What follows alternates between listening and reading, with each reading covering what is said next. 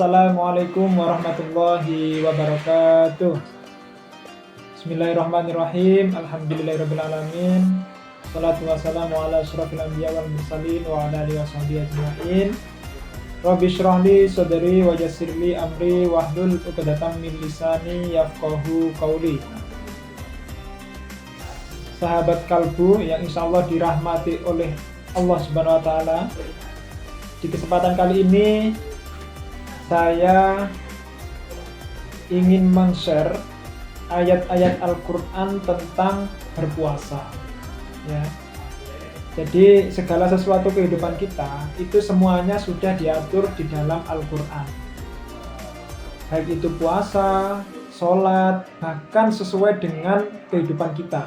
Contohnya, kalau kalian sebagai siswa atau sebagai murid, nah itu kewajiban-kewajiban sebagai murid, tata cara belajar itu semuanya sudah diatur dalam Al-Quran. Semisal profesi menjadi guru, cara mengajar, cara mendidik siswa, itu semuanya diatur di dalam Al-Quran ya. Jadi Al-Quran itu merupakan kurikulum kehidupan bagi manusia yang baik, manusia yang beriman dan bertakwa. Nah di kesempatan kali ini saya ingin membahas ayat Al-Quran tentang puasa, yakni di Al-Baqarah ayat 183 yang sangat masyhur, mungkin semuanya sudah hafal ya.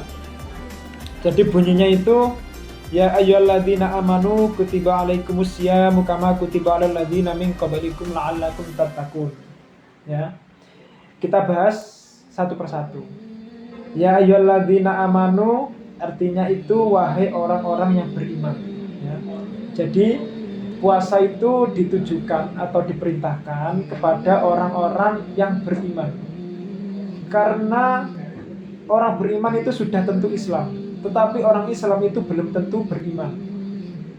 Jadi puasa itu, yang melakukan puasa itu pasti berasal dari dalam hati, mempunyai keimanan yang kuat ya. Orang Islam itu kenapa di sini kok lafadznya itu amanu bukan aslamu? Kenapa ditujukan kepada orang beriman bukan orang Islam? Karena orang Islam itu belum tentu mampu untuk berpuasa. Tetapi kalau sudah beriman itu pasti melaksanakan puasa. Ya, contohnya anak kecil sudah Islam ya, tapi belum diwajibkan puasa.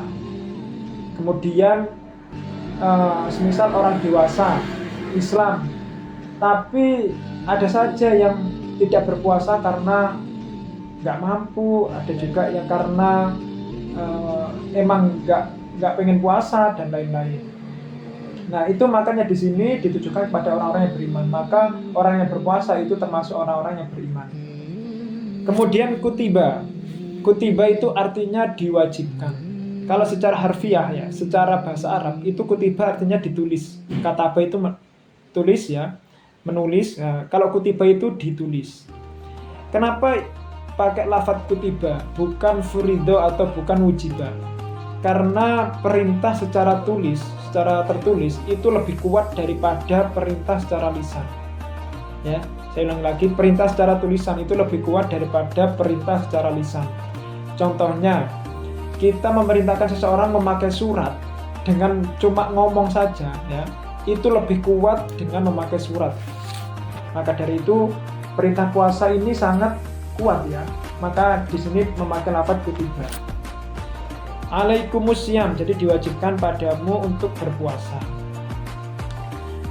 Kemudian kama kutiba alal ladzina min qablikum, seperti diwajibkannya pada orang-orang sebelum kamu. Jadi orang-orang dulu juga diwajibkan berpuasa. Di Jawa itu ada puasa, hanya puasa ya. Pada puasa mutih, puasa ini, puasa itu. Di mana di Amerika dulu sebelum liberal itu juga diwajibkan puasa kalau nggak salah 12 hari. Jadi orang-orang dulu juga diwajibkan berpuasa. Karena puasa itu ibadah yang sangat, ibadah langsung kepada Tuhannya. Ya. Ibadah yang mengetahui kalau orang itu ibadah puasa beneran itu cuma Tuhannya. Kemudian la'allakum tattaqun, supaya kalian semua bertakwa. Jadi definisi takwa yang sangat masyhur ya, yakni menjalankan perintah dan juga menjauhi larangan. Nah, itu sangat masyhur. Menjalankan perintah ya, puasa itu kan perintah Tuhan. Jadi orang berpuasa itu menjalankan perintah Allah. Dan juga menjauhi larangan. Orang berpuasa itu selain menahan lapar ya, selain menahan makan dan minum, itu juga menjauhi larangan-larangan yang dapat merusak pahala puasa, menjauhi hawa nafsu, menjauhi kejelekan. Nah, itu termasuk definisi takwa. Dan orang yang berpuasa itu pasti orang yang bertakwa. Kemudian dilanjut ayat 184 ya, sedikit. Ayyamam ma'dudat, ini ayat 184. Ayyamam ma'dudat, beberapa hari.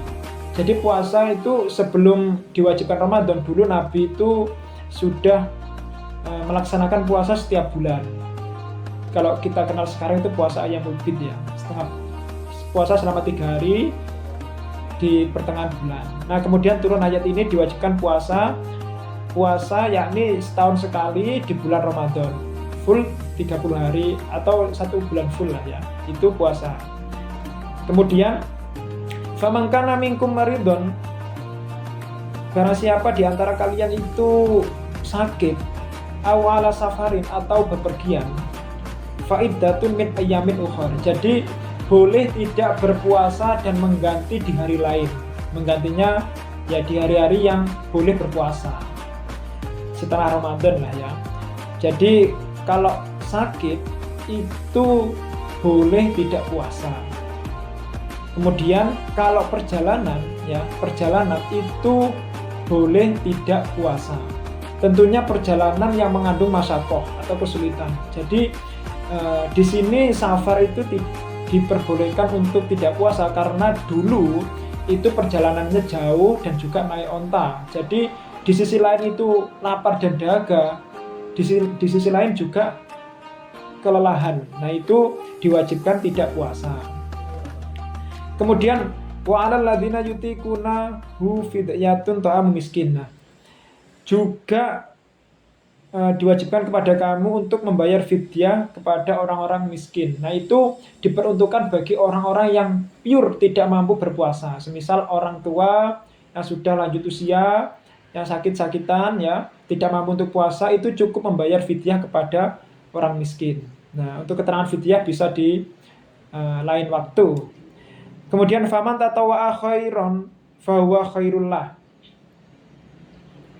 Jadi barang siapa dengan kerelaan hati mengerjakan kebajikan, maka itu lebih baik baginya. Jadi fidyah kan ada takarannya toh. Apabila itu dilebihkan, itu lebih baik baginya. Kemudian wa antasumu khairul lakum in kuntum ta'lamun. Nah, apabila orang itu berpuasa itu juga lebih baik. Semisal perjalanan tapi orang itu tetap berpuasa, itu juga lebih baik ya. Seperti itu. Mungkin ini ya, sahabat kalbu semuanya. Kurang lebihnya mohon maaf.